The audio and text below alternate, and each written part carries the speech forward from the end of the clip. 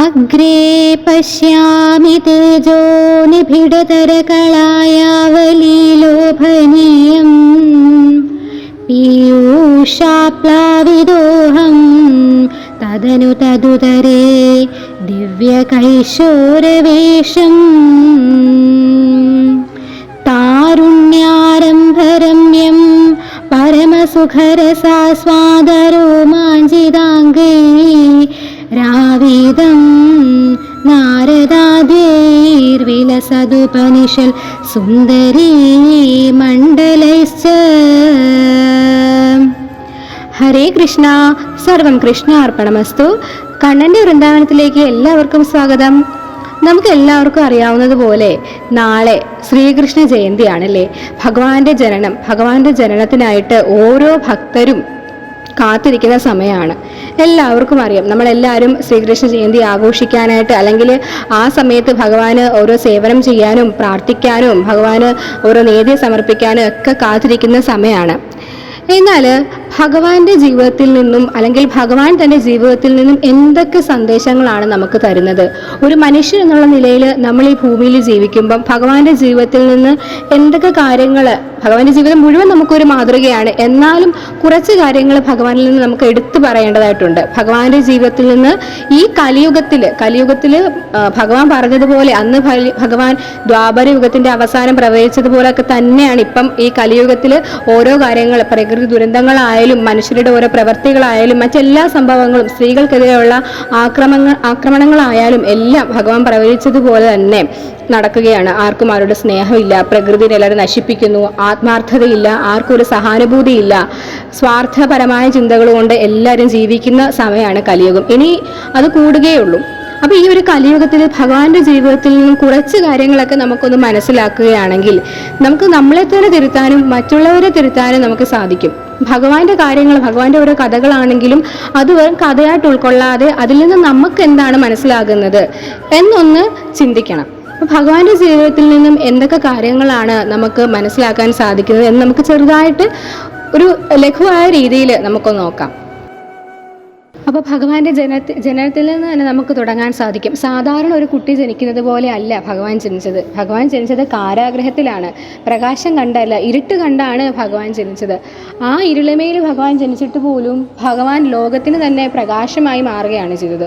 അത് നമ്മളിൽ പലരും മനസ്സിലാക്കുന്നില്ല. നമ്മൾ ഭഗവാനെ ഒന്നും അറിയുന്നില്ല. കുറച്ച് കഥകൾ അറിയാവുന്നതല്ലാതെ എന്താണ് ഭഗവാന്റെ തത്വം നമ്മൾ അറിയാൻ ശ്രമിക്കുന്നില്ല. അപ്പോൾ ഈ ഒരു ജന്മാഷ്ടമി തൊട്ട് നമുക്ക് അതിനെക്കുറിച്ച് അറിയാനായിട്ട് ശ്രമിക്കാം. അപ്പോൾ ഭഗവാന്റെ ജന്മം തന്നെ എടുത്താൽ ഭഗവാൻ കാരാഗ്രഹത്തിലാണ് ജനിച്ചത്.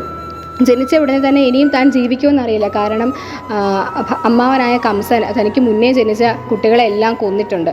അപ്പോൾ ഇനി ആ കുഞ്ഞിന് ജന്മം ഉണ്ടോ എന്ന് തന്നെ ഒരു ഉറപ്പില്ലാതെയാണ് ആ ഒരു ആത്മാവ് അല്ലെങ്കിൽ ഭഗവാൻ ഒരു കുഞ്ഞായി അവിടെ ജനിക്കുന്നത്.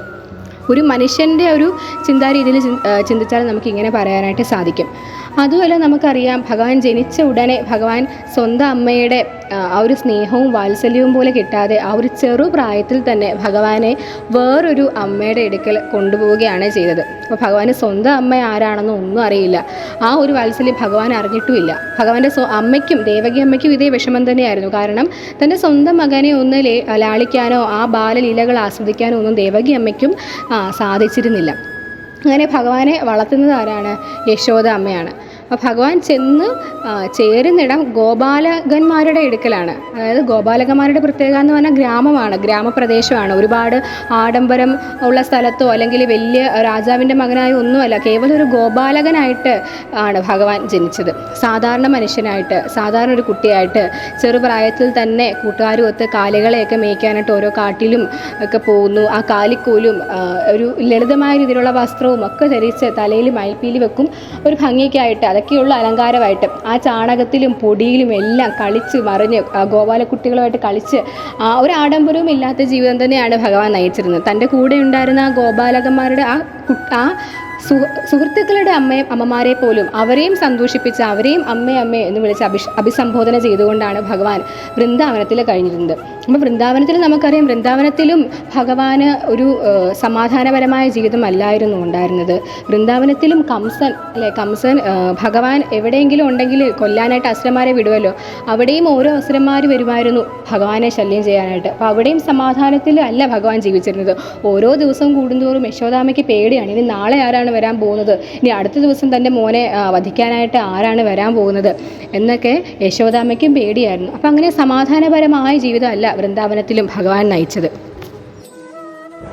വൃന്ദാവനത്തിലുള്ള മറ്റ് ഗോപന്മാർക്കും ഭഗവാനെ വലിയ കാര്യമായിരുന്നു. എന്നാലും ചിലരുണ്ട്, അതായത് ഇവിടെ ഓരോരോ അസുരന്മാർ വന്ന് അവരുടെ കുട്ടികളെയും കൂടിയാണ് കൊല്ലാനായിട്ട് ശ്രമിക്കുന്നത്. അപ്പോൾ അതെല്ലാം ആര് കാരണമാണ്? ഭഗവാൻ കാരണമാണ്, ആ കൃഷ്ണൻ കാരണമാണ്. അപ്പോൾ യശോദാമ്മയ്ക്ക് ആ ഒരു വിഷമം കൂടെ ഉണ്ട്. കാരണം എല്ലാവരും വന്ന് പരാതി പറയുവാണ്, നിൻ്റെ മകൻ കാരണം ഞങ്ങളുടെ കുട്ടികൾക്ക് പോലും പുറത്തിറങ്ങാനോ കാലികളെ മേയ്ക്കാനോ സാധിക്കുന്നില്ല, ഇവനൊരു മനുഷ്യനല്ല, ഇവൻ ഏതോ ഒരു മായാജാലക്കാരനാണ്, അതുകൊണ്ടാണ് ഈ ദുഷ്ടശക്തികൾ വന്ന് ഈ കുട്ടികളെയൊക്കെ ഇങ്ങനെ ആക്രമിക്കുന്നത് എന്നുള്ള ആ ഒരു പേരും ഭഗവാനിൽ തന്നെ ചാർത്തുമായിരുന്നു.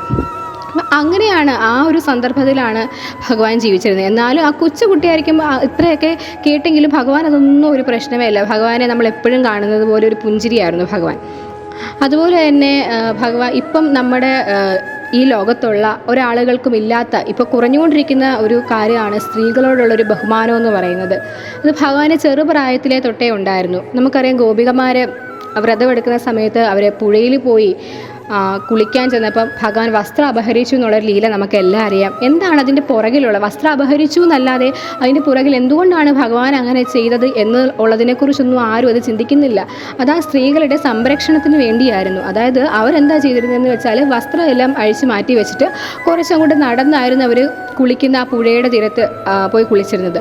അപ്പോൾ ഇതെന്ന് പറഞ്ഞ് നിരന്തരം ചെയ്യുന്നത് അവരുടെ ആ ഒരു അഭിമാനത്തിലാണെങ്കിൽ അവർക്കത് തെറ്റായ രീതിയിൽ ഭവിക്കുന്ന ഒരു കാര്യമായിരുന്നു. ഇത് ഭഗവാൻ അറിയാം. അപ്പോൾ ഭഗവാൻ ചിന്തിക്കുമ്പം ചുറ്റും കുറേ മരങ്ങളുണ്ട്. അപ്പോൾ ആർക്കെങ്കിലും ഒരാൾ, ഏതെങ്കിലും ഒരു പുരുഷൻ അവിടെ ഇരുന്നാൽ അവരുടെ മാനം അവിടെ പോവുകയാണ് ചെയ്തത്. അതുകൊണ്ട് ഭഗവാൻ എന്ത് ചെയ്തു? അവരെ വിലക്കി. സാധാരണ രീതിയിൽ വിലക്കിയാലൊന്നും കൊച്ചുകുട്ടിയല്ലേ, പറഞ്ഞാലൊന്നും കേൾക്കത്തില്ല. അതുകൊണ്ട് ഭഗവാൻ എന്ത് ചെയ്തു? ആ വസ്ത്രം എടുത്തങ്ങ് മാറ്റി പറഞ്ഞു, ഇങ്ങനെ ഇറങ്ങാൻ പറ്റത്തില്ല, കാരണം ഇതെന്താണ്, നിങ്ങളുടെ അഭിമാനത്തെ ബാധിക്കുന്ന കാര്യമാണ്. അത് സ്ത്രീകളോടുള്ള ആ ഒരു ഇതുകൊണ്ടാണ്, പ്രാധാന്യം കൊണ്ടാണ് ഭഗവാൻ അത് പറഞ്ഞു കൊടുക്കുന്നത്. ബാധിക്കുന്ന കാര്യമാണ്, അതുകൊണ്ട് നിങ്ങളൊന്നും ചെയ്യാൻ പാടില്ല എന്ന് അവർക്ക് പറഞ്ഞു കൊടുക്കുകയാണ് ചെയ്യുന്നത്. അതുപോലെ തന്നെ മറ്റൊരു കാര്യം, ഭഗവാൻ അത്രയും ചെറുപ്പത്തിൽ, ആ കുഞ്ഞു പ്രായത്തിൽ തന്നെ ഭഗവാന് യശോദാമ്മയും വിട്ട് ഭഗവാൻ പോവുകയാണ്. ഭഗവാൻ ആദ്യം സ്വന്തം അമ്മയുടെ അടുക്കൽ നിന്ന് പോയി അവിടെ വൃന്ദാവനത്തിൽ ചെന്നു. വൃന്ദാവനത്തിൽ നിന്ന് പിന്നെ ഉദ്ധവർ വന്ന് ഭഗവാനെ കൊണ്ടുപോവുകയാണ്. എന്തിനു വേണ്ടിയിട്ടാണ്? ഭഗവാന്റെ ആ ഒരു ഉദ്ദേശം സഫലീകരിക്കാൻ വേണ്ടിയിട്ട്, അതായത് ഭൂഭാരം തീർക്കാനായിട്ട്, കംസനെ കൊല്ലാനായിട്ട്, മറ്റു ദുഷ്ടന്മാരെ വധിക്കാനായിട്ട് എല്ലാം ഒക്കെയാണ് ഭഗവാൻ ഈ ഭൂമിയിൽ അവതരിച്ചത്. അപ്പോൾ അതൊക്കെ പ്രാവർത്തികമാക്കണമെങ്കിൽ ഭഗവാൻ ഈ ഗോപാലകരുടെ കൂടെ ഇവിടെ ഇരുന്ന് കാലികളെ മേയിച്ചിരുന്നാലൊന്നും പറ്റത്തില്ല. അപ്പോൾ നമ്മുടെ ഉദ്ധവർ വന്ന് കൊണ്ടുപോവുകയാണ് നമ്മുടെ ഭഗവാനെ. അപ്പോൾ ഒന്ന് ആലോചിച്ച് നോക്കി, അത്രയും ചെറുപ്പത്തിൽ തന്നെ അമ്മയുടെ വാത്സല്യം അല്ലെങ്കിൽ അമ്മയുടെ അച്ഛൻ്റെയും കൂടെ ജീവിക്കേണ്ട സമയത്ത് തന്നെയായിരുന്നു ഈ ഉദ്ധവർ വന്ന് ഭഗവാനെ കൊണ്ടുപോകുന്നത്. അപ്പോൾ ഭഗവാൻ അറിയാം, താൻ ഇനി മധുരയ്ക്ക് പോയാൽ താൻ ഇനി ഒരിക്കലും വൃന്ദാവനത്തിലേക്ക് തിരിച്ചു വരികയില്ല എന്ന് ഭഗവാനും അറിയാം, യശോദാമ്മയ്ക്ക് ഒരുപോലെ അറിയാം. നമ്മൾ എവിടെയെങ്കിലും നമ്മുടെ വീട്ടിൽ നിന്ന് ആരെങ്കിലും ഒരു ജോലിക്കോ ഒക്കെ പോവുകയാണെങ്കിൽ ലീവിനെങ്കിലും അവർ തിരിച്ചു വരും. എന്നാൽ ഭഗവാൻ അങ്ങനെ അല്ലായിരുന്നു. ഭഗവാൻ പോയാൽ ഭഗവാൻ അവിടെ തിരിച്ചു വന്നിട്ടേ ഇല്ല.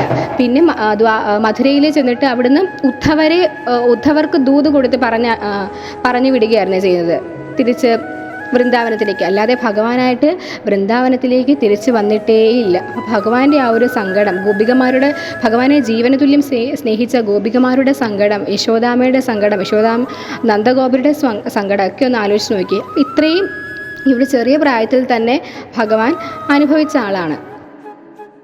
നമുക്ക് എല്ലാവർക്കും അറിയാം, ഭഗവാനെ കൊല്ലാനായിട്ട് ഒരുപാട് അസുരന്മാർ വന്നിരുന്നു. ആ അസുരന്മാരെയൊക്കെ ഭഗവാൻ വധിച്ചു. എന്നാൽ വധിച്ചിട്ട് അവരെ നരകത്തിലേക്കാണോ വിട്ടത്? അല്ല, അവർക്ക് മോക്ഷമാണ് കൊടുത്തത്. അതായത് ഭഗവാനോട് നമുക്കുണ്ടാകുന്ന ഭക്തി അതിപ്പോൾ സ്നേഹത്തോടെ ഉള്ളതാണെങ്കിലും അല്ലാതെ വിദ്വേഷ ഭക്തിയാണെങ്കിലും, കംസനുണ്ടായിരുന്നത് വിദ്വേഷ ഭക്തിയായിരുന്നു. അതായത് എങ്ങനെയെങ്കിലും അവനെ കൊല്ലണം എന്നുള്ള ചിന്തയിൽ എപ്പോഴും ഭഗവാന്റെ കാര്യം ഓർത്തോർത്തിരിക്കുകയായിരുന്നു കംസൻ. അതും കംസൻ്റെ മോക്ഷത്തിനാണ് മോക്ഷത്തിലേക്കാണ് കൊണ്ട് ചെന്നെത്തിച്ചത്. അതുപോലെ ഭഗവാനെ ഉപദ്രവിക്കാനായിട്ട് വന്ന പൂതനയാണെങ്കിലും ശകുടാസുരൻ, തൃണാവർത്തൻ, ബകാസുരൻ എല്ലാവരെയും ഭഗവാന്റെ കൈകൊണ്ടാണ് അവർ മരണമടഞ്ഞത്. അതുകൊണ്ട് മോക്ഷമാണ് ഭഗവാൻ കൊടുത്തത്, അല്ലാതെ സ്വർഗമോ നരകമോ മറ്റു ലോകങ്ങളോ ഒന്നുമല്ല. ഈ മുനിമാരായാലും യോഗികളായാലും കോടിക്കണക്കിന് വർഷങ്ങൾ അവർ തപസ് ചെയ്ത് അവർക്ക് കിട്ടാനായിട്ട് പാടായിട്ടുള്ള ആ ഒരു മോക്ഷം ഭഗവാൻ അവരൊന്ന് വധിച്ചതിലൂടെ, അതായത് ഭഗവാനോട് അവർക്ക് ദേഷ്യമായിരുന്നു, എന്നിട്ടും ഭഗവാൻ വധിച്ച് അവരെ മോക്ഷത്തിലേക്ക് എത്തിക്കുകയാണ് ചെയ്തത്. നമുക്കും നമ്മളോട് തെറ്റ് ചെയ്യുന്ന ആളുകളാണെങ്കിലും, നമ്മളോട് ഏതെങ്കിലും രീതിയിൽ നമുക്ക് സങ്കടം ഉളവാക്കുന്ന വാക്കുകൾ സംസാരിക്കുന്ന ആളുകളാണെങ്കിലും നമ്മൾ അവരോട് ക്ഷമിക്കുക. ഈ ഒരു ക്വാളിറ്റി, ഭഗവാന്റെ ഈ ഒരു ക്വാളിറ്റി ഇപ്പോഴത്തെ മനുഷ്യരിലും സാധാരണപ്പെട്ട ഒരാളിലും കാണാനായിട്ട് സാധ്യതയുള്ള ഒന്നല്ല. ഭഗവാൻ മധുരയ്ക്ക് ചെന്നിട്ടാണെങ്കിലും ഭഗവാൻ കുബ്ജയുടെ ലീല നമുക്ക് എല്ലാവർക്കും അറിയാം. അതായത് കംസൻ്റെ ചന്ദനം ലേപങ്ങളൊക്കെ ഉണ്ടാക്കിക്കൊണ്ട് കൊടുത്തിരുന്ന ഒരു സ്ത്രീയായിരുന്നു കുബ്ജ. കുബ്ജയ്ക്ക് ഒരു കൂരുണ്ടായിരുന്നു. കുബ്ജ വിരൂപയായിരുന്നു. അപ്പോൾ ആളുകളെല്ലാം കുബ്ജയെ കണ്ടാൽ കല്ലെറിയും. കുബ്ജേനെ ഇഷ്ടമല്ല, ആളുകൾക്ക് ആർക്കും ഇഷ്ടമല്ല. അപ്പോൾ കുബ്ജയ്ക്ക് ഭഗവാന്റെ ലീലകളൊക്കെ അറിയാം. അവിടെ മധുരയിലുള്ളവരൊക്കെ ഇങ്ങനെ പറഞ്ഞു കേട്ട് അറിയാം. അപ്പോൾ ഭഗവാൻ വരുന്നു എന്നറിഞ്ഞപ്പം എല്ലാവരും ഭഗവാനെ കാണാനായിട്ട് ആ കവാടത്തിൽ ചെല്ലുമ്പോൾ കുബ്ജ മാത്രം ചെന്നില്ല. കാരണം തന്നെ കണ്ട ഭഗവാൻ ഒരിക്കലും സ്വീകരിക്കില്ല എന്ന് കുബ്ജയ്ക്ക് അറിയാമായിരുന്നു. അല്ലെങ്കിൽ തന്നെ നോക്കത്തില്ല എന്നായിരുന്നു കുബ്ജ വിചാരിച്ചിരുന്നത്. പക്ഷേ കാര്യമെല്ലാം അതിനെതിരെയായിരുന്നു. അത്രയും ആളുകൾ വന്ന് ചുറ്റും നിന്നപ്പോഴും ഭഗവാൻ ശ്രദ്ധിച്ചത് ആരെയാണ്? കുബ്ജയെയാണ് ശ്രദ്ധിച്ചിട്ട് കുബ്ജയെ സുന്ദരി എന്നാണ് അഭിസംബോധന ചെയ്തത്. അതിനുശേഷം ഭഗവാൻ കുബ്ജയ്ക്ക് ഒരു ഭാഗ്യം കൂടെ കൊടുത്തു. തൻ്റെ കയ്യിലിരുന്ന ആ ഒരു ലേപം തനിക്ക് പുരട്ടിത്തരാൻ ഭഗവാന് ഒന്ന് പുരട്ടിത്തരൂ എന്ന് കുബ്ജയോട് പറയുകയും ചെയ്തു. അങ്ങനെ കുബ്ജയുടെ കൂന് നേരെയാക്കി കൊടുത്തു ഭഗവാൻ. ഇനിയും ഭഗവാന് പ്രകൃതിയോടുണ്ടായിരുന്ന ആ ഒരു പ്രാധാന്യം, അല്ലെങ്കിൽ പ്രകൃതിയോടുണ്ടായിരുന്ന ആ ഒരു സ്നേഹത്തെക്കുറിച്ച് പറയുകയാണെങ്കിൽ, ഇപ്പോൾ നമ്മൾ എവിടെയെങ്കിലും എന്തെങ്കിലും ബിൽഡിംഗ് ആയാലും എന്തെങ്കിലും പണിയണമെന്നുണ്ടെങ്കിൽ നമ്മൾ അവിടുത്തെ ജീവജാലങ്ങളെക്കുറിച്ചോ അവിടുത്തെ മരങ്ങളെക്കുറിച്ചോ ഒന്നും നമ്മൾ ശ്രദ്ധിക്കാറില്ല. എല്ലാം നേരെ മരങ്ങളും എല്ലാം വെട്ടി നികത്തി ആ പ്രകൃതി എന്ന അമ്മയെക്കുറിച്ച് നമ്മൾ ചിന്തിക്കാറേ ഇല്ല. എന്നാലും ഭഗവാന്റെ ഓരോ ലീലകൾ എടുത്തു നോക്കി. കാളിയമർദ്ദനം എടുത്താൽ തന്നെ ആ കാളിന്തി മുഴുവൻ വിഷമാൽ നിറച്ച ആ സർപ്പമായിരുന്നു കാളിയൻ. ആ കാളിയനെ ഭഗവാൻ ശിക്ഷയായിട്ടല്ല ഭഗവാൻ കൊടുത്തത്. ആ കാളിയനോട് കുറച്ചു നേരം യുദ്ധം ചെയ്തെങ്കിലും ഭഗവാൻ എന്താണ് പറഞ്ഞത്? ഇവിടുന്ന് പോകണം, ഇവിടുന്ന് പോയി സമുദ്രത്തിലേക്ക് പോകുമെന്നാണ് പറഞ്ഞത്. ഈ കാളിന്തി വിട്ടു പോകണം. കാരണം ഈ വിഷം ചീറ്റുന്ന സർപ്പം കാളിന്തിയിലുണ്ടെങ്കിൽ അവിടുത്തെ ഗോക്കൾക്കായാലും മനുഷ്യർക്കായാലും ആവശ്യമായ നല്ല ശുദ്ധജലം ലഭിക്കില്ല. അപ്പോൾ ഇവിടുന്ന് പോകണം എന്നുള്ളത് മാത്രമാണ് ആവശ്യപ്പെട്ടത്, അല്ലാതെ അതിനെ വധിക്കുകയോ ഒന്നും ചെയ്തില്ല. അപ്പോൾ കാളിയൻ്റെ ഭാര്യ ഭഗവാനോട് അഭ്യർത്ഥിക്കുകയുണ്ടായി. നമുക്കറിയാം ഗരുഡനും കാളിയനും തമ്മിൽ എപ്പോഴും ശത്രുതയാണ്. അപ്പോൾ കാളിയൻ്റെ ഭാര്യ പറഞ്ഞു, ഞങ്ങൾ ഇവിടുന്ന് പോയാൽ ഗരുഡൻ ഞങ്ങളെ വധിക്കുമെന്ന് പറഞ്ഞു ഭഗവാനോട്. അപ്പോൾ ഭഗവാൻ കാളിയന് വേണ്ട സുരക്ഷിതത്വവും കൂടെ കൊടുത്തിട്ടാണ് അവിടെ വിട്ടത്. അതായത് ഭഗവാൻ കാളിയന് മേൽ നൃത്തം ചെയ്തു, കാളിയമർദ്ദനം നൃത്തം ചെയ്തപ്പോൾ ഭഗവാന്റെ ആ ഒരു പാദങ്ങൾ കാളിയൻ്റെ തലയിൽ പതിഞ്ഞിരുന്നു. ആ പാദങ്ങൾ ഉള്ളിടത്തോളം കാലം ഗരുഡൻ ഒരിക്കലും, കാളിയൻ എവിടെ ചെന്നാലും ഗരുഡൻ്റെ കണ്ണിൽപ്പെട്ടാലും ഒരിക്കലും ഒന്നും ചെയ്യില്ല എന്നുള്ള ആ ഒരു സുരക്ഷിതത്വം ഭഗവാൻ കൊടുത്തിട്ടാണ് കാളിയനെ അവിടേക്ക് അയച്ചത്. അതുപോലെ തന്നെ ഭഗവാൻ 8 പട്ടണങ്ങൾ ഉണ്ടാക്കിയതായിട്ടാണ് പറയുന്നത്. ഭഗവാന്റെ ആദ്യത്തെ പട്ടണം ഇന്ദ്രപ്രസ്ഥമായിരുന്നു. ഇന്ദ്രപ്രസ്ഥത്തിൽ ഭഗവാൻ ഒരു പട്ടണം നിർമ്മിച്ചിരുന്നു പാണ്ഡവർക്ക് വേണ്ടിയിട്ട്, അതായത് ഇപ്പോഴത്തെ ന്യൂഡൽഹിയിൽ. ഭഗവാൻ അവിടെ നിറയെ സർപ്പങ്ങൾ, പാമ്പുകളുടെ സ്ഥലമായിരുന്നു. അപ്പോൾ ഭഗവാൻ അവിടെ ആ പട്ടണം നിർമ്മിക്കാനായിട്ട് ചെന്നപ്പം മയനാണ് ആ പട്ടണം നിർമ്മിച്ചത്. പട്ടണം നിർമ്മിക്കാൻ ചെന്നപ്പം അവിടെ അധിവസിച്ചിരുന്ന പാമ്പുകൾക്ക് ഉള്ള അവരുടെ ആവാസ വ്യവസ്ഥയ്ക്ക് അതൊരു തടസ്സമായിരുന്നു. അതുകൊണ്ട് ഭഗവാൻ അവരോട് അഭ്യർത്ഥിച്ചു, അല്ലെങ്കിൽ അവർക്ക് മറ്റൊരു വഴി കാണിച്ചു കൊടുത്തു അവർക്കായിട്ട്. അപ്പോൾ ആ നാഗങ്ങൾക്കായിട്ട് ഭഗവാൻ ചമ്പൽ എന്ന് പറയുന്ന സ്ഥലത്തേക്ക് അവരോട് പൊക്കോളാൻ ആവശ്യപ്പെട്ടു. അതായത് അവിടെ നമ്മളിപ്പോൾ ചമ്പൽക്കാടെന്ന് പറയുന്ന ആ ഒരു സ്ഥലം. അപ്പോൾ ഇപ്പോൾ തന്നെ നമ്മൾ ഓരോ ചരിത്രം അല്ലെങ്കിൽ ഓരോ കാര്യങ്ങൾ ഇൻഫർമേഷനൊക്കെ എടുത്ത് നോക്കുകയാണെങ്കിൽ നമുക്കറിയാനായിട്ട് സാധിക്കും. ഇപ്പോൾ ഉള്ള ഒരു പർട്ടിക്കുലർ ഷെഡ്യൂൾഡ് ട്രൈബ്സ് ഉണ്ട്. അവർ പറയുന്നത് അവർ ഈ കാളിയൻ്റെ പിൻഗാമികളാണെന്നാണ് അവർ പറയുന്നത്. അതായത് ഭഗവാൻ ഞങ്ങളെ അവിടുന്ന് മാറ്റിയതാണ്, ഞങ്ങൾ അവരുടെ പിൻഗാമികളാണെന്നാണ് അവരിപ്പോഴും പറയുന്നത്. അപ്പോൾ ഇതൊക്കെ വെച്ച് നമ്മൾ ഓരോ കാര്യങ്ങളും കണക്ട് ചെയ്ത് കഴിയുമ്പോൾ നമുക്കെല്ലാം മനസ്സിലാവും ഇതൊന്നും മിഥ്യയല്ല, ഇതൊക്കെ സത്യമാണ്. ഇപ്പോഴും ഇതൊക്കെ മിഥ്യയാണെന്ന് ധരിച്ചിരുന്ന ആളുകളോട് ഇങ്ങനെയുള്ള കാര്യങ്ങളും വാർത്തകളും ഓരോരോ ഡേറ്റകളും ഒക്കെ കളക്ട് ചെയ്യാൻ പറയുമ്പോൾ നമുക്ക് മനസ്സിലാവും ഇതൊക്കെ സത്യമായ കാര്യമാണെന്ന് നമുക്ക് മനസ്സിലാവും.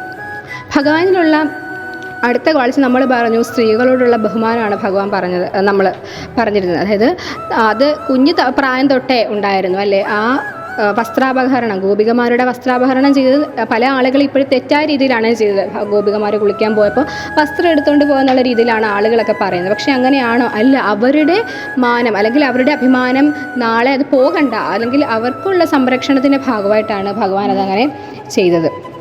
രണ്ടാമത്തെ കാര്യം നമുക്ക് പറയാൻ സാധിക്കുന്നത് എന്താണ്? ആളുകൾ പറയാറുണ്ട് ഭഗവാന് 16,108 ഭാര്യമാരുണ്ട് എന്ന് പറഞ്ഞ് പലരും ആളുകളൊക്കെ പരിഹസിച്ച് കേട്ടിട്ടുണ്ട്. എന്താണ് അതിൻ്റെ പിന്നിലുള്ള സത്യമെന്ന് ആരും ചിന്തിച്ച് കണ്ടിട്ടില്ല. അതായത് പ്രാഗ്ജ്യോതിഷപുരം എന്ന് പറഞ്ഞ സ്ഥലം, അതായത് ഇപ്പോഴത്തെ ബീഹാറിൽ നരകാസുരൻ എന്ന് പറഞ്ഞൊരു അസുരൻ ഉണ്ടായിരുന്നു. ആ നരകാസുരൻ എന്ത് ചെയ്തു? ഒരുപാട് സ്ത്രീകളെ, 20,000-ഓളം സ്ത്രീകളെ അവരെ പീഡിപ്പിച്ച് അവരെ തടവറയിൽ പാർപ്പിച്ചിരുന്ന സമയമായിരുന്നു. അവരെ രക്ഷിക്കാനായിട്ട് ആരും ഉണ്ടായിരുന്നില്ല. അപ്പോൾ ഭഗവാനാണ് അവരെ മോചിപ്പിച്ചതും അവർക്ക് ആശ്രയം കൊടുത്തതുമെല്ലാം ഭഗവാനാണ്. കാരണം അവരുടെ അച്ഛന്മാർക്കും ഭർത്താക്കന്മാരും ഒന്നും അവരെ കൊണ്ടുപോകാനായിട്ട് തയ്യാറായിരുന്നില്ല. അപ്പോൾ അവർക്ക് ആശ്രയം കൊടുക്കാനായി ഭഗവാൻ മാത്രമേ ഉണ്ടായിരുന്നു. അവർക്ക് താമസിക്കാനുള്ള സ്ഥലങ്ങളുമെല്ലാം ഭഗവാൻ തന്നെ കൊടുത്തു.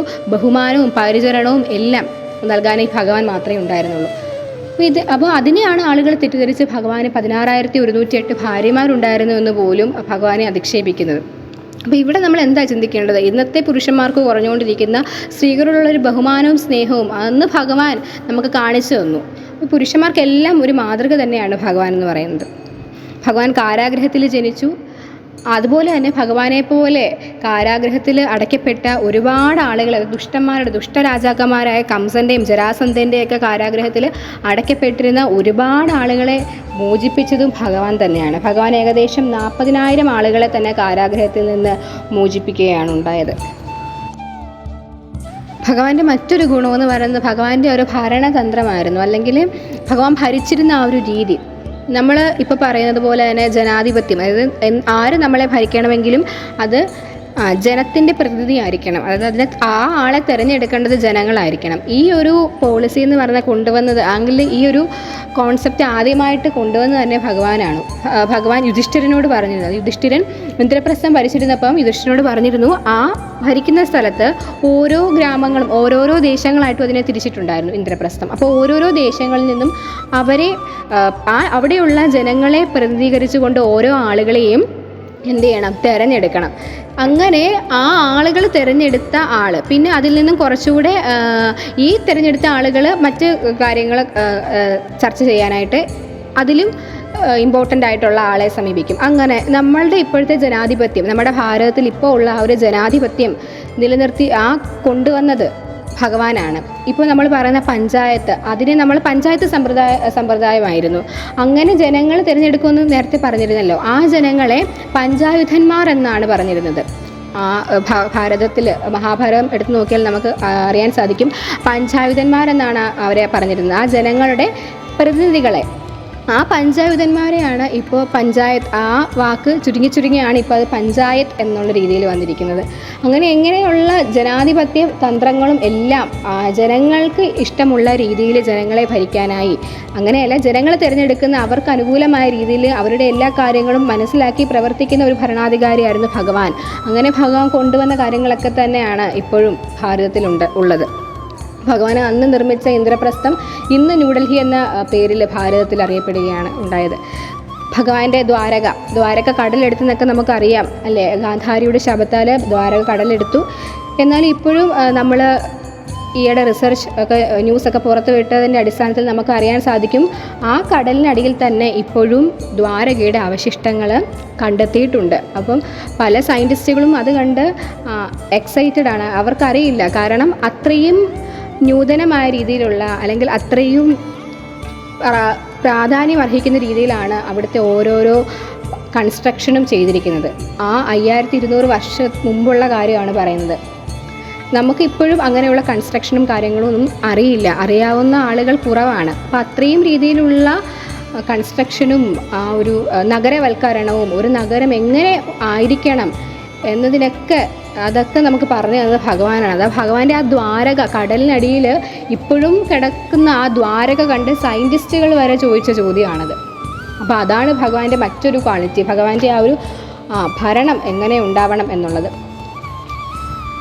മഹാഭാരത യുദ്ധസമയത്ത് ദുര്യോധനോട് ഭഗവാൻ ചോദിച്ചു ഞാൻ നിൽക്കണോ അതോ എൻ്റെ സേന മതിയോ അങ്ങയുടെ കൂടെയും ചോദിച്ചു. അപ്പോൾ ദുര്യോധനൻ ചിന്തിച്ചു ഭഗവാൻ ഒരാൾ നിന്നിട്ട് വലിയ കാര്യമൊന്നും ഉണ്ടാകത്തില്ല. അപ്പോൾ ഭഗവാന്റെ ആ ഒരു നാരായണീ സേന, യാദവന്മാരുടെ ആ ഒരു നാരായണീ സേന കൂടെ ഉണ്ടെങ്കിൽ തനിക്ക് വിജയം ഉറപ്പാണെന്നുള്ള ആ ഒരു അതിബുദ്ധിയിൽ ദുര്യോധനൻ പറഞ്ഞു വേണ്ട എനിക്ക് സേന മതി. ഭഗവാൻ തൻ്റെ നാരായണീ സേനയെ, യാദവന്മാരുടെ അതിശക്തമായ സേനയാണ് നാരായണീ സേന, ആ നാരായണീ സേനയെ കൗരവന്മാർക്ക് വിട്ടുകൊടുക്കുകയാണ് ചെയ്തത്. അപ്പോൾ ഒന്ന് ആലോചിച്ച് നോക്കിയേ, തൻ്റെ ആളുകളെ തന്നെയാണ് ഭഗവാൻ യുദ്ധത്തിൽ, അവർക്കെതിരെയാണ് ഭഗവാൻ യുദ്ധം ചെയ്തത്. അത് ഭഗവാൻ മാത്രമേ ഉള്ളൂ പാണ്ഡവരുടെ പക്ഷത്ത്. ബാക്കിയുള്ളവരെ എല്ലാവരെയും തൻ്റെ സേന ഉൾപ്പെടെയുള്ള ആളുകളെ ഭഗവാൻ എന്ത് ചെയ്തു? കൗരവർക്കായി വിട്ടുകൊടുത്തു. അപ്പോൾ ആ ഒരു രീതിയിൽ ഭഗവാൻ യുദ്ധം ചെയ്തു. തനിക്കെതിരെ, തൻ്റെ ആളുകൾക്കെതിരെ തന്നെ ഭഗവാൻ യുദ്ധം ചെയ്യേണ്ടി വന്നു. അപ്പോൾ ഭഗവാൻ എത്രത്തോളം മനസ്സിൽ വേദന ഉണ്ടായിട്ടുണ്ടാവണം. അതൊന്നും ഭഗവാൻ ഒരു പരാതിയായിട്ടോ പരിഭവമായോ ഒന്നും പറഞ്ഞിരുന്നില്ല. അത് ആ യുദ്ധം ചെയ്തപ്പോഴും, ഭീഷ്മ പിതാമഹനോട് യുദ്ധം ചെയ്തപ്പോഴും, എല്ലാം മറ്റ് ജരാസന്ധനോട് എല്ലാവരോടും യുദ്ധം ചെയ്തപ്പോഴും ഭഗവാന്റെ മനസ്സിലും ഭഗവാന്റെ മുഖത്തും എപ്പോഴും ഒരു പുഞ്ചിരി മാത്രമാണ് ഉണ്ടായിരുന്നത്. ഒരു രീതിയിലും ഈ ദുഃഖങ്ങളും പുറമേയുള്ള സങ്കടങ്ങളും ഒന്നും ഭഗവാനെ ബാധിച്ചിരുന്നില്ല. ഇത് നമുക്ക് മനുഷ്യർ കുലത്തിന് തന്നെ ഭഗവാൻ നൽകുന്ന ഒരു ഗുണപാഠമാണിതെന്ന് പറയുന്നത്. അങ്ങനെ കൗരവന്മാരെ എല്ലാവരെയും ഭഗവാൻ വധിച്ചു. അതിനുശേഷം ഗാന്ധാരി ഭഗവാനെ ശപിക്കുന്നുണ്ട് അല്ലേ. എന്താണ്? തൻ്റെ പുത്രന്മാരെയെല്ലാം എൻ്റെ പുത്രന്മാരെയെല്ലാം നീ കൊന്നില്ലേ, ഒരാളെ പോലും നീ മെച്ചം വെച്ചില്ലല്ലോ. അപ്പം നമുക്കറിയാം ഗാന്ധാരി കണ്ണ് കെട്ടിയാണ് തൻ്റെ ജീവിതം ഇത്രയും വർഷം നയിച്ചത്. അപ്പോൾ അതൊരു തപസ്സാണ്. ആ തപസ്സിൻ്റെ ഫലം ഉറപ്പായിട്ടും ഗാന്ധാരിക്ക് കിട്ടിയിട്ടുണ്ട്. അപ്പോൾ ഗാന്ധാരി പറഞ്ഞു എൻ്റെ ഈ തപസ്സിൻ്റെ ഫലമായി, എൻ്റെ ഈ തപശക്തി കൊണ്ട് ഞാൻ നിന്നെ ശപിക്കുകയാണ്. 3 വ്യാഴവട്ടങ്ങൾക്കപ്പുറം നിൻ്റെ കുലം മുഴുവനും എന്ത് ചെയ്യും? നശിച്ചു പോകും, കടലെടുക്കും നിൻ്റെ രാജ്യം എന്ന് ഭഗവാനെ ശപിക്കുകയാണ്. അപ്പോഴും ഭഗവാനെ അത് സങ്കടപ്പെടുത്തുകയോ എന്നാൽ എന്നെ ശപിച്ചു അല്ലേ എന്നൊന്നും പറഞ്ഞ് ഗാന്ധാരിയോട് ദേഷ്യപ്പെടുന്ന രീതിയിൽ സംസാരിക്കുകയൊന്നും ഭഗവാൻ ചെയ്തില്ല. അപ്പോഴും അമ്മേ എന്ന് തന്നെയാണ് ഗാന്ധാരിയെ വിളിച്ച് അഭിസംബോധന ചെയ്തത്. ഇത് ഞാൻ സ്വീകരിക്കുന്നു, കാരണം ഒരു അമ്മയുടെ വിഷമം എനിക്ക് മനസ്സിലാകും എന്ന് പറഞ്ഞ് ഞാൻ സ്വീകരിക്കുന്നു എന്നാണ് ഭഗവാൻ പറഞ്ഞത്. പക്ഷേ ഭഗവാൻ തിരിച്ചു ചോദിച്ചത് ഒരു കാര്യം മാത്രമാണ്, ഇത്രയും നാളും കിട്ടിയ ഒരു തപശക്തി വേറെ എന്തെങ്കിലും ഒരു നല്ല കാര്യത്തിന് ഉപയോഗിച്ചാൽ പോരായിരുന്നു എന്നാണ് ഭഗവാൻ ചോദിച്ചത്. അതൊരു ശാപമല്ലാതെ മറ്റെന്തെങ്കിലും ഒരു നല്ല കാര്യം ചെയ്യാനായി അത് ഉപയോഗിക്കരുതായിരുന്നോ എന്നാണ് ഭഗവാൻ ചോദിച്ചത്. അല്ലാതെ എൻ്റെ കുലത്തെ ശപിച്ചില്ലേ എന്നൊന്നും അല്ല ഭഗവാൻ ചോദിച്ചത്. അതിന് പിന്നിൽ വേറൊരു കാരണമുണ്ട്. ഭഗവാൻ ഒരു കണക്ക് കൂട്ടൽ കൊണ്ടാണ് ഈ ഭൂമിയിൽ വന്നത്. അപ്പോൾ ഭഗവാൻ അറിയാം ഇത്ര വർഷങ്ങൾ കഴിഞ്ഞ് ദ്വാരക കടലെടുക്കും, തൻ്റെ കുലം നശിക്കുമെന്ന് ഭഗവാൻ അറിയാം. ഭഗവാൻ അമ്മയോട്, ഗാന്ധാരിയോട് പറഞ്ഞു എനിക്കറിയാം അമ്മ ശപിച്ചാലും ഇല്ലെങ്കിലും ഇത്ര വർഷങ്ങൾക്ക് ശേഷം എൻ്റെ കുലം നശിക്കുമെന്നുള്ളത് നേരത്തെ എഴുതപ്പെട്ട കാര്യമാണ്. അപ്പോൾ വെറുതെ ഇത്രയും നാളും കിട്ടിയ ഒരു തപശക്തി വെറുതെ ഒരു കാര്യമില്ലാത്ത കാര്യത്തിന് ഉപയോഗിച്ചത് നഷ്ടപ്പെടുത്തിയില്ലേ എന്ന് മാത്രമാണ് ഭഗവാൻ ചോദിക്കുന്നത്. അപ്പോഴും കണ്ടോ ഭഗവാനെ അവർ സമഞ്ചിത്തത് നോക്കൂ. അങ്ങനെ ഭഗവാന്റെ കുലം അവിടെ നശിക്കുമ്പോഴും ഭഗവാൻ എല്ലാം കണ്ടുകൊണ്ട് നിൽക്കുകയാണ്. ഭഗവാൻ അറിയാം, ഭഗവാൻ എല്ലാം ഇത് കണ്ടുകൊണ്ട് നിൽക്കുകയാണ്. അങ്ങനെ ഭഗവാന്റെ ആ ഒരു സ്വർഗാരോഹണ സമയമായി. ഭഗവാൻ ഇങ്ങനെ വനത്തിൽ വിശ്രമിക്കുമ്പം ജര എന്ന പേരായ ഒരു അസുരൻ ഭഗവാനെ അമ്പ ചെയ്യുകയാണ്. മയിലായി എന്ന് തെറ്റിദ്ധരിച്ച് ഭഗവാനെ അമ്പ ചെയ്യുകയാണ്. അമ്പ ചെയ്ത് കഴിഞ്ഞ് അവിടെ വന്ന് നോക്കുമ്പോൾ അതാ കിടക്കുന്നു ഭഗവാനാണ്, ശ്രീകൃഷ്ണനാണ്. അപ്പോൾ താൻ ചെയ്ത തെറ്റ് എത്ര വലിയ അപരാധമാണ്, എത്ര വലിയ തെറ്റാണെന്ന് ജരയ്ക്ക് മനസ്സിലായി. ജര ഭഗവാനോട് മാപ്പ് അപേക്ഷിക്കുകയാണ്, എന്നോട് ക്ഷമിക്കണം, വേണമെങ്കിൽ ഞാനും എൻ്റെ ഭാര്യയും അങ്ങേക്ക് ശുശ്രൂഷകൾ ചെയ്യാം ഇനിയുള്ള ജീവിതത്തിൽ, എന്നോട് ക്ഷമിക്കൂ എന്ന് പറയും. അപ്പോൾ ഭഗവാൻ എന്താണ് പറഞ്ഞത്? നീ ചെയ്യുന്നത് നിൻ്റെ കർമ്മമാണ്. ഇപ്പം നീ ചെയ്യേണ്ടത് നിൻ്റെ കർമ്മമാണ്, അതിൽ തെറ്റൊന്നുമില്ല. കാരണം ഇത് സംഭവിക്കേണ്ടതാണ്, നിൻ്റെ ഡ്യൂട്ടിയാണ് ചെയ്തത്. അതുമാത്രമല്ല നീ ഇതിൽ വിഷമിക്കേണ്ട ഒരു കാര്യവും ഇല്ല. അങ്ങനെ ജരയുടെ ഇനി വരാൻ പോകുന്ന തലമുറയ്ക്കും കൂടെ മോക്ഷമാണ് ഭഗവാൻ അവിടെ വാഗ്ദാനം ചെയ്തത്. തന്നെ കൊന്ന ആൾക്കു കൂടി അദ്ദേഹം മോക്ഷമാണ്, സ്വർഗമോ നരകമോ ഒന്നുമല്ല ഭഗവാൻ കൊടുത്തത്. അപ്പോൾ ഇതൊക്കെയാണ് ഭഗവാന്റെ ജീവിതത്തിൽ. ഇനി ഭഗവാനെക്കുറിച്ച് പറഞ്ഞാൽ ഒരിക്കലും തീരത്തില്ല. നൂറ്റാണ്ടുകളെടുത്ത് പറഞ്ഞാലും നമുക്ക് ഭഗവാന്റെ കാര്യങ്ങളൊന്നും നമുക്ക് പറഞ്ഞു തീർക്കാനായിട്ട് സാധിക്കത്തില്ല. പക്ഷെ ഒരു ചെറിയ രീതിയിൽ, ഒരു ചെറിയ സമുദ്രത്തിൻ്റെ ഒരു ചെറിയ തുള്ളി മാത്രമാണ് ഇപ്പോൾ പറഞ്ഞത്. അത് ഭഗവാന്റെ ജീവിതത്തിൽ നമുക്ക് മനുഷ്യരിൽ നിന്നുള്ള ഒരു നിലയിൽ നമുക്ക് എന്തൊക്കെ കാര്യങ്ങൾ നമ്മുടെ ജീവിതത്തിലേക്ക് പകർത്താനായിട്ട് സാധിക്കുമെന്നുള്ളതാണ്. അതുപോലെ തന്നെ ഭഗവാനെക്കുറിച്ചുള്ള എല്ലാ തെറ്റിദ്ധാരണകളും ആളുകളുടെ മനസ്സിലുള്ള, ഹിന്ദുക്കളായ ആളുകളുടെ മനസ്സിലുമുണ്ട് ചെറിയ രീതിയിലുള്ള തെറ്റിദ്ധാരണകളെല്ലാം മാറി ഭഗവാനെ കൂടുതൽ അറിയാൻ ശ്രമിക്കുക. നാളെ ജന്മാഷ്ടമിയാണ്, നാളെ തൊട്ട് നമുക്ക് ഭഗവാനെക്കുറിച്ച് അറിയാൻ, ഭഗവാന്റെ കാര്യങ്ങൾ മറ്റുള്ളവരോട് പറയാൻ, ഭഗവാന്റെ കഥകൾ കേൾക്കാൻ, അല്ലെങ്കിൽ ഭഗവാനെക്കുറിച്ച് കൂടുതൽ അറിയാൻ ആ ഗ്രന്ഥങ്ങളും അങ്ങനെയുള്ള സ്ക്രിപ്റ്റേഴ്സൊക്കെ വായിക്കാനും ഭഗവാനെക്കുറിച്ച് കൂടുതൽ അറിയാനും ഒക്കെ നമുക്ക് ശ്രമിക്കാം. നാളെ തൊട്ട് ഭഗവത്ഗീത വായിക്കാനും ഭാഗവതം വായിക്കാനും എല്ലാം, മറ്റുള്ളവർ ഭഗവാനെക്കുറിച്ച് എഴുതിയിരിക്കുന്ന കാര്യങ്ങൾ വായിക്കാനും, അങ്ങനെ ഭഗവാൻ എന്താണ് നമുക്ക് കാണിച്ചു തരുന്നത്, ഭഗവാൻ എന്താണ് പറയേണ്ടത്, നമ്മൾ എങ്ങനെയാണ് നല്ലൊരു ജീവിതം നയിക്കേണ്ടത് എന്നൊക്കെ നമുക്ക് ഭഗവാനെ അറിയുന്നതിലൂടെ നമുക്ക് അറിയാൻ സാധിക്കും. ഭഗവാനെ അറിയുന്നതിലൂടെ മാത്രമേ നമുക്ക് അറിയാനായിട്ട് സാധിക്കും. അതിപ്പോൾ ഒരാൾക്ക് എനിക്കോ ആർക്കും അത് കറക്റ്റായ രീതിയിൽ പറയാനായിട്ട് സാധിക്കത്തില്ല. അത് നമ്മൾ സ്വയം കണ്ടെത്തേണ്ട ഒന്നാണ്. അപ്പം നാളെ ജന്മാഷ്ടമി നമ്മൾ സാധാ രീതിയിൽ ആഘോഷിക്കുന്ന പോലെ തന്നെ നാളെ തൊട്ട് ഭഗവാൻ ആരാണ്, ഭഗവാൻ എന്താണ്, ഭഗവാനെക്കുറിച്ച് അറിയാനൊക്കെ നമുക്ക് ശ്രമിക്കാം. ഭഗവാനെ നേദ്യവും പൂജകളും ഒക്കെ ചെയ്യുന്നതിനൊപ്പം തന്നെ ഭഗവാനെക്കുറിച്ച് അറിയാനും ഒക്കെ നമുക്ക് ഈ ജന്മാഷ്ടമി പ്രയോജനപ്പെടുത്താം. അപ്പം അങ്ങനെ നമുക്ക് ഇനിയുള്ള ജീവിതം വൈകിപ്പോയാലും സാരമില്ല, ഇനിയുള്ള ജീവിതം ഭഗവാനെ അറിയാനും ഭഗവാന്റെ കാര്യങ്ങൾ മറ്റുള്ളവർക്ക് പറഞ്ഞു കൊടുക്കാനും ഒക്കെ നമുക്ക് വിനിയോഗപ്പെടുത്താം. അതുപോലെ ഭഗവാനെ സേവിച്ചാൽ മാത്രം പോരാ, മറ്റുള്ളവരെ സ്നേഹിക്കാനും അവരെ സഹായിക്കാനും നമ്മൾ പ്രാപ്തിയുള്ളവരാകണം. അത് മാനവ സേവയാണ് മാധവ സേവ എന്ന് പറയുന്നത് ഭഗവാനെ കുറിച്ച് പൂജകൾ ചെയ്യുന്നത് മാത്രമല്ല, മനുഷ്യരെ നമ്മളെപ്പോലെ തന്നെ ഒരു ഇതും ആരും സഹായിക്കാനില്ലാത്തവർക്ക് മനസ്സിന് സാന്ത്വനം കൊടുത്ത് അവരെയൊക്കെ സഹായിച്ചുകൊണ്ട് നമുക്ക് ഭഗവാനിലേക്ക് എത്താം. അങ്ങനെ അതിന് നമുക്ക് ഭഗവാന്റെ അനുഗ്രഹം കൂടിയേ തീരൂ ഭഗവാനെക്കുറിച്ച് അറിയണമെന്നുണ്ടെങ്കിൽ. അപ്പം നമുക്ക് അതിനായും ഭഗവാനോട് നമുക്ക് പ്രാർത്ഥിക്കാം. അപ്പോൾ എല്ലാവർക്കും ഒരു നല്ല ജന്മാഷ്ടമി ആശംസിക്കുകയാണ്. സർവം കൃഷ്ണാർപ്പണമസ്തു.